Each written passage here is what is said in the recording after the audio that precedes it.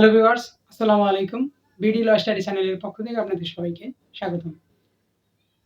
আজকে যে বিষয়টা নিয়ে আমি আলোচনা করব সেটি হচ্ছে ২ বছর মেয়াদী এলএলবি কোর্স জাতীয় বিশ্ববিদ্যালয় এবং ৪ বছর মেয়াদী এলএলবি কোর্স পাবলিক/প্রাইভেট ইউনিভার্সিটি বা পাবলিক বিশ্ববিদ্যালয়। তাহলে কোথায় করবেন আপনার আইন বিষয়ে গ্র্যাজুয়েশন বা আপনার এলএলবি কোথায় করবেন? তাহলে কিভাবে করবেন, কোথায় করবেন, কখন করবেন এই বিষয়ে আজকে বিস্তারিত তুলে ধরব। তার আগে আলোচনা করব ২ বছর মেয়াদী এলএলবি কোর্সের বিষয়ে। ২ বছর মেয়াদী এলএলবি কোর্স হচ্ছে এমন একটি যুগান্তকারী কোর্স যেটি হচ্ছে আপনাকে করতে হবে গ্র্যাজুয়েশন বা ডিগ্রি কমপ্লিট করার পর। সেই ক্ষেত্রে উপকারটা কি হবে? ধরুন আপনি বিএসসি কমপ্লিট করেছেন, বিএসসি অনার্স কমপ্লিট করেছেন কিংবা বিবিএ অনার্স কমপ্লিট করেছেন, বিএ অনার্স, বিএসএস অনার্স যে গ্রুপ থেকেই হোক না কেন, আপনি চাইলে এই কোর্সগুলো করার পর দেখলেন আপনার সমস্ত ক্যারিয়ার শেষ, তাহলে আপনি নতুন করে আইন বিষয়ে ক্যারিয়ার গড়তে ইচ্ছুক। এই ক্ষেত্রে জাতীয় বিশ্ববিদ্যালয় এই অপশনটি রেখেছে আপনার জন্য ২ বছর মেয়াদী এই যুগান্তকারী কোর্স। সেক্ষেত্রে অবশ্যই আপনাকে স্নাতক ডিগ্রি বা ২ বছর মেয়াদী এলএলবি কোর্সের জন্য ৪ বছর মেয়াদী এলএলবি অনার্স কোর্স অথবা ৩ বছর মেয়াদী ডিগ্রি পাস কোর্স করার পরে এই কোর্সটি আপনার জন্য খোলা রয়েছে। তাহলে ৪ বছর মেয়াদী এলএলবি কোর্স পাবলিক বিশ্ববিদ্যালয়ে করবেন নাকি প্রাইভেট বিশ্ববিদ্যালয়ে করবেন?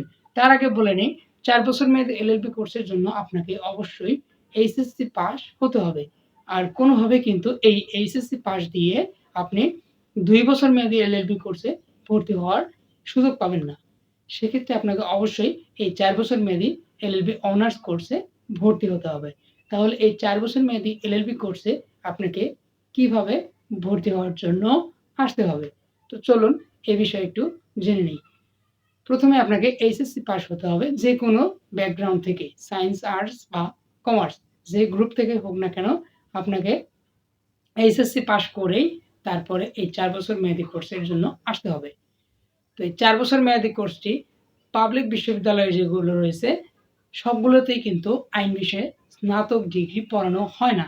যে ৪ বছর মেয়াদী এলএলবি কোর্সগুলো যে বিশ্ববিদ্যালয়ে করানো হয় সে বিশ্ববিদ্যালয়গুলোতেই কিন্তু ভর্তি পরীক্ষায় উত্তীর্ণ হয়ে আপনাকে ভর্তি হতে হবে।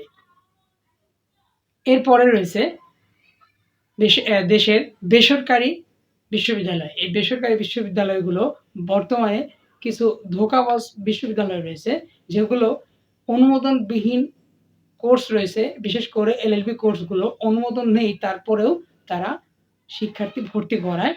এটি একমাত্র আমি মনে করি প্রতারণা করা হয় শিক্ষার্থীদের সাথে।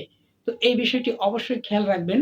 বিশ্ববিদ্যালয়গুলোতে ভর্তি হওয়ার আগে ইউজিসি কর্তৃক অনুমোদনকৃত কিনা তা অবশ্যই ইউজিসি থেকে জেনে নেবেন। তাদের ওয়েবসাইট কিংবা অফিসে গিয়ে যোগাযোগ করে তারপর কিন্তু এই ৪ বছর মেয়াদী এলএলবি কোর্সের জন্য প্রাইভেট বিশ্ববিদ্যালয়গুলো বেছে নিবেন।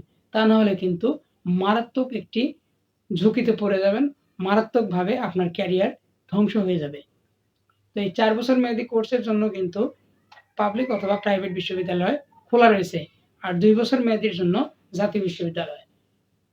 এখানে আরেকটা কথা বলা দরকার, সেটি হচ্ছে জাতীয় বিশ্ববিদ্যালয়ে কিন্তু অন্যান্য পাবলিক অথবা প্রাইভেট বিশ্ববিদ্যালয়ের মতো ৪ বছর মেয়াদী যুগান্তকারী এলএলবি অনার্স কোর্স চালু করেছে, সেটি গত বছর থেকে। তো এই ৪ বছর মেয়াদী এলএলবি কোর্সে ভর্তি হওয়ার জন্য আপনাকে অবশ্যই ভর্তি পরীক্ষায় উত্তীর্ণ হতে হবে এবং অবশ্যই জাতীয় বিশ্ববিদ্যালয়ের মূল ক্যাম্পাসে ভর্তি হতে হবে। তো এই ছিল আজকের মূল আলোচনা। ভিডিওটি যদি ভালো লেগে থাকে তাহলে অবশ্যই একটি লাইক এবং কমেন্ট করে আপনার মূল্যবান মতামত জানিয়ে দিবেন এবং চ্যানেলটি এখনো সাবস্ক্রাইব করে না থাকলে অবশ্যই সাবস্ক্রাইব করে নোটিফিকেশন অল করে দিবেন যাতে ভিডিও আপডেট হওয়ার সাথে সাথে আপনার কাছে খুব দ্রুত পৌঁছে যায়। সবাইকে অসংখ্য ধন্যবাদ জানিয়ে ভিডিওটি এখানেই শেষ করছি। আল্লাহ হাফেজ।